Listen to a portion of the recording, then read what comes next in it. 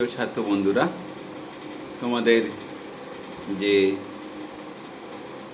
প্রয়োজনীয় বা পরিবেশের কিছু গুরুত্বপূর্ণ উদ্ভিদের যে অংশটি আমরা পড়ছি, এবারে আমরা একটি উদ্ভিদের সম্পর্কে পড়ব যে উদ্ভিদটি হচ্ছে মূলত কাষ্ঠ উপাদান সৃষ্টির জন্য বা কাষ্ঠ উপাদান উৎপাদনের জন্য ভীষণভাবে প্রসিদ্ধ,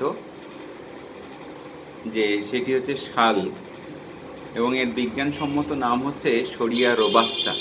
রোবাস্ট মানে হচ্ছে কি যে ভীষণ শক্তপোক্ত বিশালাকার বস্তুকে আমরা রোবাস্ট বলি। যে শাল একটি বহু বর্ষজীবী কাষ্ঠল দ্বিবীজপত্রী বৃক্ষ জাতীয় উদ্ভিদ। বৃক্ষের ক্ষেত্রেই সাধারণত তোমরা এই কাষ্ঠল উপাদান বেশি করে পেয়ে থাকো। গুল্ম বা বিরুতের ক্ষেত্রে, গুল্মের ক্ষেত্রে কাষ্ঠ তৈরি হয় বটে, কিন্তু সেটি খুব বৃহৎভাবে ব্যবহারযোগ্য হয় না। আর গুল্মের ক্ষেত্রে তাদের কাণ্ড কিন্তু নরম প্রকৃতিরই হয়ে থাকে। শাল একটি পর্ণমোচী জাতীয় উদ্ভিদ, অর্থাৎ যে গাছের ক্ষেত্রে তার কোনো একটি নির্দিষ্ট ঋতুতে এসে সমস্ত পাতা ঝরে যায়। এটা তাদের রেচন বস্তু ত্যাগের একটি কৌশল, যেটা আমরা শাল পাতার ক্ষেত্রে দেখেছি আর কি। এবং গাছগুলি পরিণত হতে প্রায় 25 থেকে 30 বছর সময় লাগে। এবং এই শাল গাছের যে জঙ্গল, তোমরা শুনে থাকবে যে আমাদের বিহার, ঝাড়খণ্ড এবং বাংলা, এই তিনটে রাজ্যের যে সীমান্তবর্তী অঞ্চল রয়েছে, সেখানে কিন্তু আমাদের বড় বড় শাল বন রয়েছে। যেমন আমাদের মূলত মেদিনীপুরের সহিত ঝাড়খণ্ডের যে সীমান্ত, বা আমাদের বিহারের সীমান্ত রয়েছে বর্ধমান অঞ্চলের সহিত, সেই সব অঞ্চলে, বর্ধমান বাঁকুড়া অঞ্চলের সহিত, সেগুলোতে কিন্তু বড় বড় শাল বন আছে। যেখানে বা আমাদের বাঁকুড়া বীরভূম অঞ্চলে যে শাল গাছের যে বনভূমি পাওয়া যায় বা দেখতে পাই আমরা, সেখানে বড় বড় প্রাণী বা পশুদেরকে দেখা যায়। বাঘ, হাতি, চিতাবাঘ, ভাল্লুক, বুনো খরগোশ এবং বুনো শুয়োর। শাল গাছের যে বৃহৎ ব্যবহার আমাদের রয়েছে, ভীষণভাবে শাল গাছের কাঠ ব্যবহৃত হয় খুঁটি তৈরিতে, যেটা এর আগের যে নির্দিষ্ট উদ্ভিদ সম্পর্কে আমরা পড়ছিলাম, যে তোমাদের মধ্যেই তোমাদের বন্ধু দেবমাল্য একটি প্রশ্ন পাঠিয়েছিল যে আমরা বাঁশকে কেন গরিব মানুষের খুঁটি বলে থাকি। সেক্ষেত্রে আমি তার ব্যাখ্যা তোমাদের বলেছিলাম যে মূলত যেগুলো খুব মজবুত কাঠ, তার খুঁটি তৈরি করতে গেলে বা তার খুঁটি ব্যবহার করতে গেলে তা এখন বর্তমান সময়ে ভীষণ এক্সপেন্সিভ বা ব্যয়বহুল। সেক্ষেত্রে শাল গাছের কাঠ কিন্তু খুঁটি হিসাবে ব্যবহৃত হয়। যেমন তোমরা দেখেও থাকবে যে লাইট পোস্ট বা লাইটের পোল হিসাবেও শাল খুঁটির ব্যবহার রয়েছে, বা বড় বড় জায়গায় নদী ভাঙন, ধস আটকানোর জন্য সেখানে শালকুটির বা শালবল্লির ব্যবহার রয়েছে। আসবাবপত্র উৎপাদনে তোমাদের যে চেয়ার, টেবিল, বেঞ্চগুলো, যেগুলো তোমরা প্রতিনিয়ত, যার উপরে তোমরা এত অত্যাচার করো বা যার উপরে তোমরা এত দাপাদাপি করো, সেগুলি শাল কাঠের না তৈরি হলে কিন্তু মুশকিল হতো। এছাড়া জানলা দরজার যে কাঠের ফ্রেম, হচ্ছে যে চারপাশের যে তোমাদের যে রেক্ট্যাঙ্গুলার যে স্ট্রাকচারের যে একটা কাঠের ফ্রেম লাগানো থাকে, সেটি মূলত শাল কাঠ দিয়ে তৈরি হয়। এরপরে দরজা জানলার কাঠেও শাল কাঠ ব্যবহার করা যেতে পারে, তবে সেগুলি একটু ভারী যেহেতু এই কাঠ, সেহেতু সেক্ষেত্রে বেশি ব্যবহার করা হয় না। এছাড়া নৌকার পাটাতন, জাহাজের জেটি, সেতু প্রভৃতি বিভিন্ন উপাদান তৈরির ক্ষেত্রে আমরা কিন্তু এই শাল কাঠের ব্যবহার দেখেছি। এছাড়া দেখা যাচ্ছে কি যে শাল গাছের কাটার পর তার কাঠের রং খুবই হালকা আর কেটে রেখে দিলে সেটি কিন্তু দেখা যায় যে কি তার একটা বর্ণ পরিবর্তন ঘটে, অর্থাৎ গাঢ় বাদামি রঙের হয়ে যায়। নির্মাণ কাজে শাল কাঠের কিন্তু ভীষণ চাহিদা রয়েছে। নির্মাণ কাজ বলতে তোমরা জানো যে ইদানিংকালে আমাদের যে ভীষণভাবে যে নির্মাণ শিল্প, অর্থাৎ যে প্রমোটিং শিল্প আমরা বলতে পারি, যেখানে প্রচুর পরিমাণে আবাসস্থল বা বাসস্থান তৈরি করা হচ্ছে, এই ধরনের যে শিল্প, এই শিল্পে কিন্তু ভীষণভাবে আমাদের এই ধরনের কাঠ ব্যবহৃত হয়। কিন্তু শাল কাঠে বিশেষভাবে কিন্তু পালিশ ধরে না বা পালিশ করা যায় না। পালিশ করার চেষ্টা করতে গেলে তার পেছনে অনেক বেশি পরিমাণ পরিশ্রম লাগে বা অনেক বেশি তার মধ্যে অন্যান্য উপাদানের প্রলেপ দিয়ে তারপর সেখানে তাকে পালিশ করতে হয়। সেক্ষেত্রে যদি খুব উন্নত ফার্নিচার বানাতে হয়, সেক্ষেত্রে শাল কাঠ তার স্ট্রাকচার তৈরিতেই কাজে লাগবে। কিন্তু মূলত ফার্নিচারের যে যে অংশটি দৃশ্যমান হয় সেগুলি সেগুন কাঠ দিয়ে আমরা দেখেছি তৈরি করা হয়, কিন্তু তার চারপাশের কাঠামো বা তার নিচের যে পায়া বা তার যে মেন বেস, সেগুলো কিন্তু শাল কাঠ দিয়ে তৈরি করা বেশি ভালো। কারণ শাল কাঠে চট করে ঘুণ ধরে না, শাল কাঠের মজবুত বিষয়টি অনেক বেশি। এছাড়া আমাদের শাল গাছের পাতা, শাল গাছের পাতার তোমরা ইদানিংকালে খুব বেশি হয়তো এর ব্যবহার দেখতে পাচ্ছ না, কিন্তু আমরা এর আগে যখন প্লাস্টিক সেভাবে ব্যবহৃত হতো না, সেক্ষেত্রে আমরা যেখানেই কোনো জিনিস কিনতে যেতাম, বিশেষত মাছ মাংস কিনতে গেলে সেখানে শাল পাতার মধ্যে মাছ মাংস দেওয়ার পর সেটিকে মুড়িয়ে ভাঁজ করে দেয়া হতো। এছাড়াও শাল পাতা দিয়ে ফুল দেয়া হতো। ফুল শাল পাতার এটি রেক্ট্যাঙ্গুলার বেশ শেপের একটি প্যাকেজিং করা হতো ফুলকে, এবং খুব ভালো থাকতো।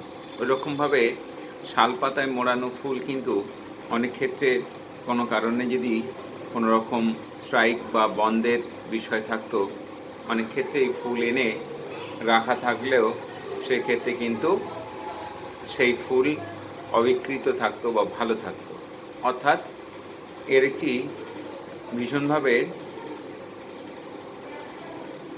বায়ু চলাচল বা এর মধ্যে দিয়ে ভীষণভাবে নির্দিষ্ট একটি তাপমাত্রা বজায় থাকার ফলে এই জিনিসগুলি ভালো থাকে।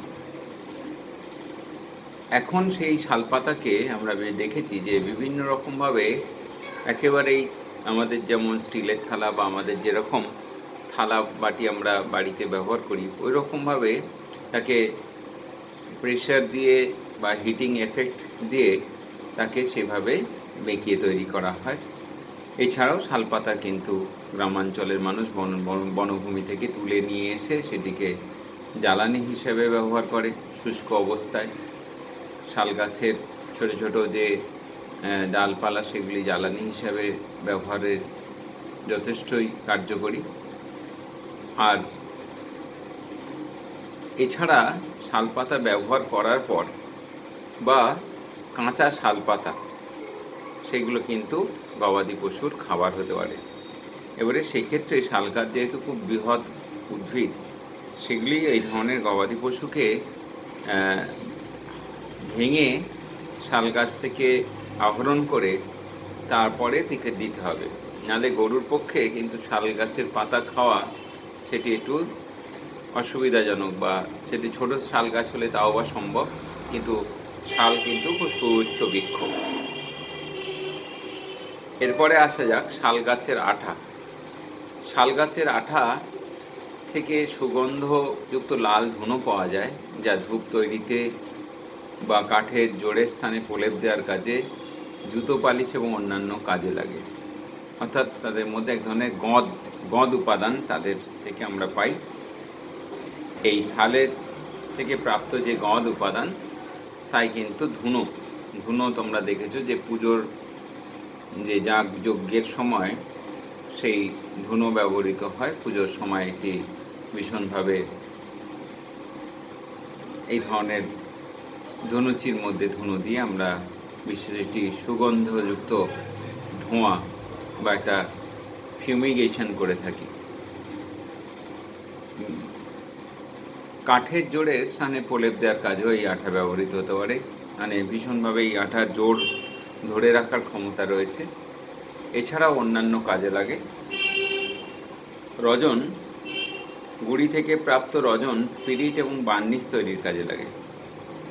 স্পিরিট এবং বার্নিশ, যে রজন উপাদান যেটা, সেটা তার নির্দিষ্ট রজন নালী আছে। সেটি শাল গাছ শুধু না, পাইনের ক্ষেত্রেও আমরা জানি, পাইন গাছের ক্ষেত্রেও আছে, এবং সেখান থেকেও বাণিজ্যিক রজন তৈরি করার জন্য এই রজনকে কালেকশন করা হয়। আর শাল গাছের ক্ষেত্রেও আমরা এই রজন নালী দেখেছি। শাল গাছের থেকে প্রাপ্ত এই রজন বা গঁদ রজন মূলত, সেটিও স্পিরিট বা পালিশ করার জন্য যে বার্নিশ ব্যবহৃত হয় সেটি তৈরির কাজে লাগে। এছাড়া শাল গাছের ছাল থেকে প্রাপ্ত ট্যানিন, এটি একটি কার্বনযুক্ত রেচন পদার্থ, যেটি শাল গাছের ছালে পাওয়া যায় বা প্রাপ্ত হয়।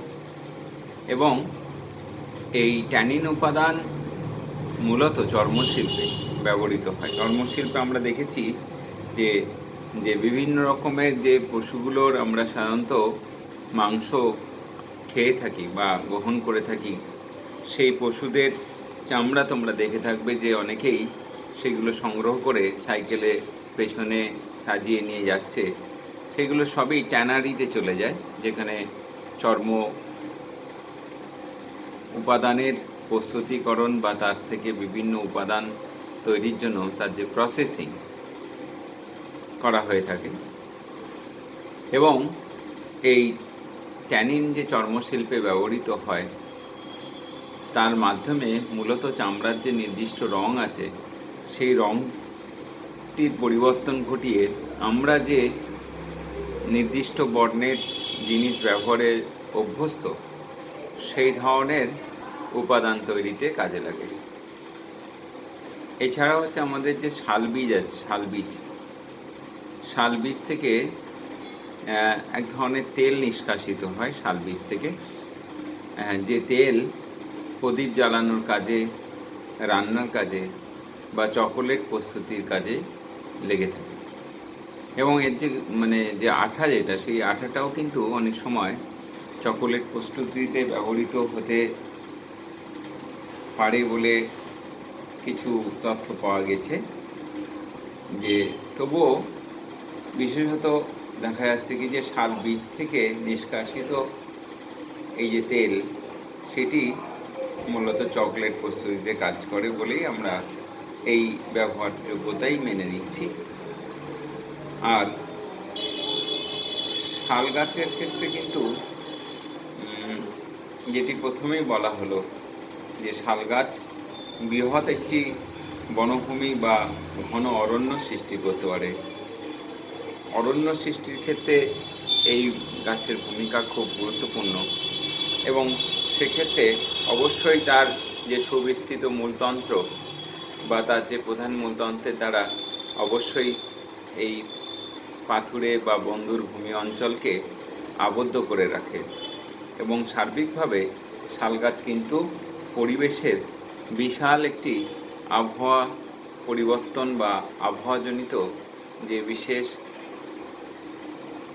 তার যে অবদান, সেই অবদান কিন্তু বজায় রাখে সেই অঞ্চলের আবহাওয়ার ক্ষেত্রে। আর শালগাছের যে জঙ্গল, সেই জঙ্গল কিন্তু আমাদের কাছে অবশ্যই এটি জীববৈচিত্র্যের বড় বৃহৎ বনভূমি রূপে আমরা কিন্তু তাকে পাই। তাই শালগাছ পর্যন্তই রইল। তোমাদের পরবর্তী ভিডিওতে বা পরবর্তী যে নির্দিষ্ট যে আমরা এই ধরনের দূর সম্প্রচারের মাধ্যমে যে তোমাদের ক্লাসের ব্যবস্থা রয়েছে, সেখানে আমরা আরও একটি গুরুত্বপূর্ণ উদ্ভিদের সম্পর্কে জানব। এবং এই উদ্ভিদগুলি সম্পর্কে তোমরা যেটা প্রয়োজন, যে তোমরা এই উদ্ভিদগুলির সম্পর্কে তাদের বিজ্ঞানসম্মত নামগুলি একটুখানি চেষ্টা করবে তোমরা বিভিন্নভাবে গুগলস থেকে বা বিভিন্ন জায়গা থেকে সংগ্রহ করে খাতায় লেখার। আমি বলেছিলাম শাল হচ্ছে শরিয়া রোবাস্টা, কচুরিপানা হচ্ছে আইকর্নিয়া ক্র্যাসিপেস, আইকর্নিয়া ক্র্যাসিপেস। আর বাঁশ গাছের বিজ্ঞানসম্মত নাম তোমাদের কিন্তু দুটি দেওয়া রয়েছে, মেলোক্যানা ব্যাম্বুসয়েডিস বা ব্যাম্বুসা অরন্ডিনাসিয়া, যাতে তোমাদের বন্ধুদের যেরকম কনফিউশন হচ্ছে সেই কনফিউশন না হয়। তোমরা এক্ষেত্রে একটু গুগল সার্চ থেকে দেখে নিও। ঠিক আছে, পরের ক্লাসে তোমাদের পরবর্তী গুরুত্বপূর্ণ উদ্ভিদ সুন্দরী সম্পর্কে পড়ানো হবে।